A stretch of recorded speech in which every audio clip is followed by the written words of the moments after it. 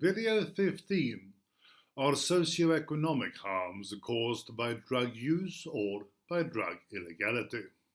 Socioeconomic harms include harms such as school performance, workplace performance, poor parenting and child abuse, influence on others using, accruing criminal experience, acquaintance with criminal networks, elevated drug prices, infringement of personal liberty, and prevention restriction on benefits. The assumption that drug use, generally speaking, causes the users to underperform at work and in academia is not correct. Drug use, at least moderate drug use, seems to correlate positive both with income and finishing one's degree. However, kids doing drugs for some reason correlates with underperformance, and cocaine use probably makes one more likely to get fired. How jail time, stigma, etc., that illegalization causes relate to performance is pretty obvious. Poor parenting has many causes, including use and illegality, but especially as there are several other variables in play, this one is hard to call. Criminal acquaintance and experience is easier, as it is down to illegality virtually alone, as is infringement of personal liberty.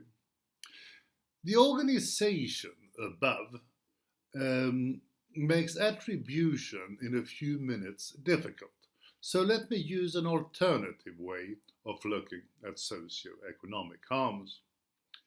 1. Social harms arise mainly from the consequence of what the criminal justice system, together with stigmatization and marginalization, does to the actors on the drug scene, and without criminalization, most social harm would go away, i.e., without illegality, fewer would become criminals because of drugs, reducing social harms.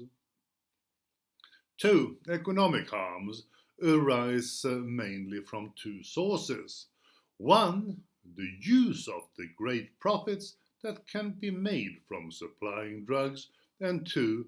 The fact that drugs are so expensive that it is hard to get the money to buy them with by legal means.